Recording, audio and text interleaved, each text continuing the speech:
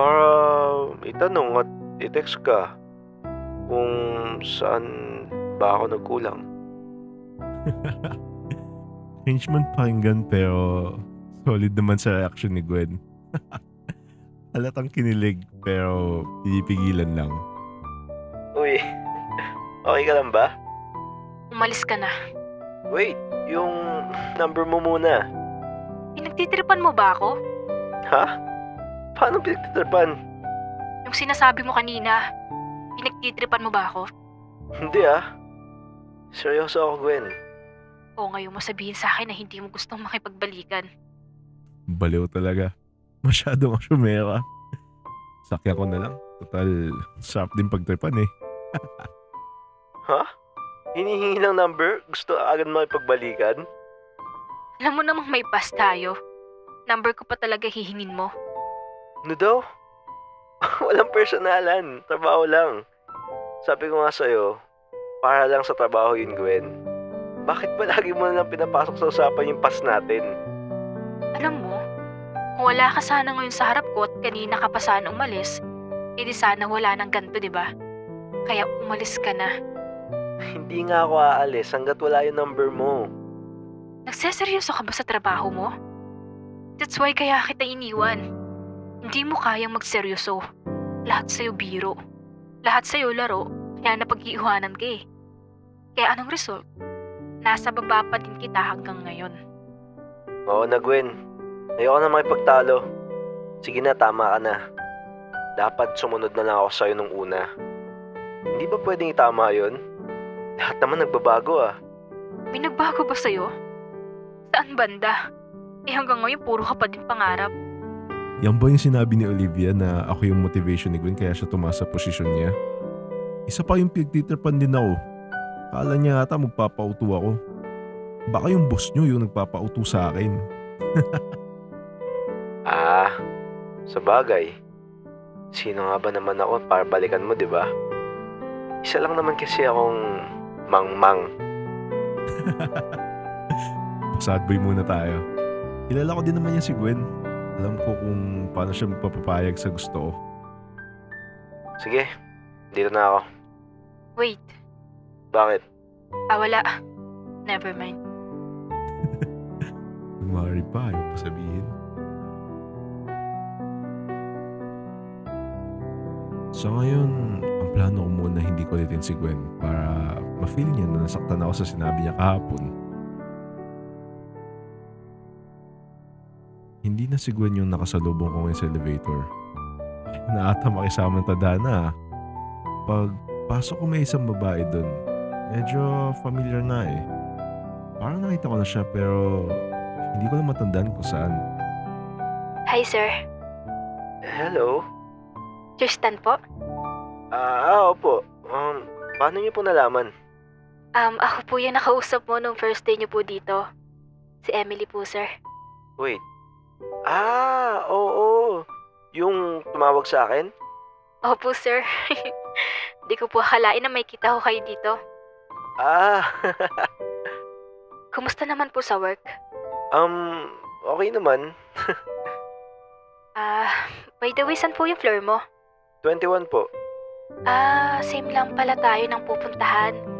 May need kasi akong i-check dun eh.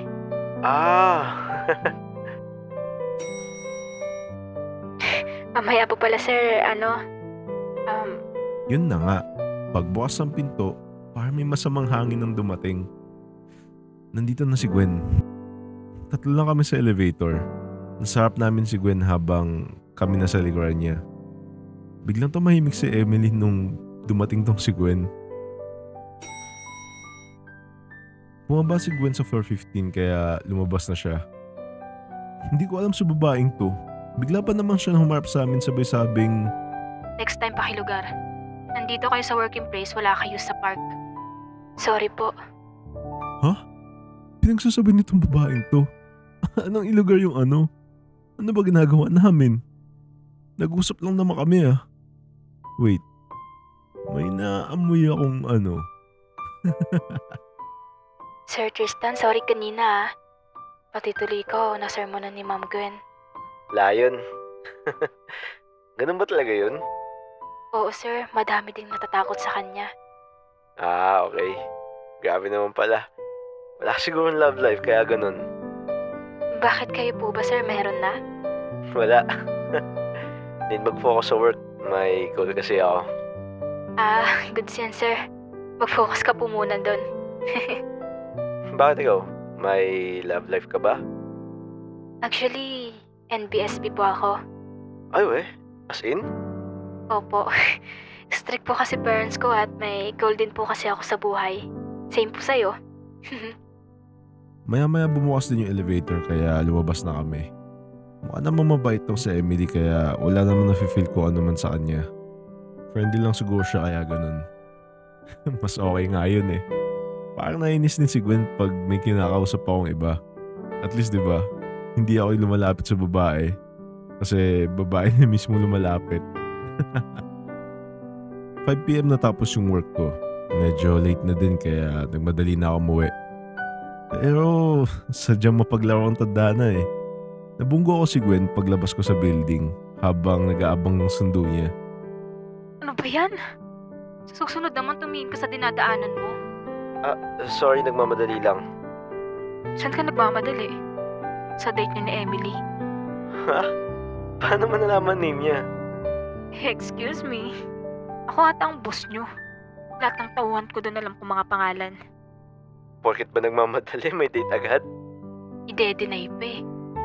Halata ka na Gwen. Kahit itago mo, kitang-kita kita. Bakit nandito ka pa? Wait ko na din sundo mo. Hindi ako nagsasabay ng tauhan ko doon, Tristan. Kaya umalis ka na. Hindi naman ako sasabay eh. Gusto ko lang makasakay ka ng safe. Alam mo naman siguro na maraming loko-loko ng gantong oras. Kaya ko sarili ko. Alam ko, pero babae ka pa din. Gusto ko lang kitang ingatan. It's too late, Tristan. Sana una palang iningatan mo na. Eto na naman po tayo mga sir. Iningatan ko naman, sadyang iba lang tayo ng gusto. Dahil sarili mo lang naman kasi iniisip mo. Parang sarili lang. Para sa atin din naman yung ginagawa ko ah. Pati na rin yung pangarap ko, Gwen, kasama ka doon lahat. Pangarap mo lang. Hindi ka lang sangayon sa gusto ko, Gwen, kaya ka ganun. Hindi ka kasi nagbabago, Tristan. Ha? Ako hindi nagbabago? O baka hindi mo lang nakikita? Sige nga. Paano mo mapapatunayan na nagbago ka na talaga? Date me.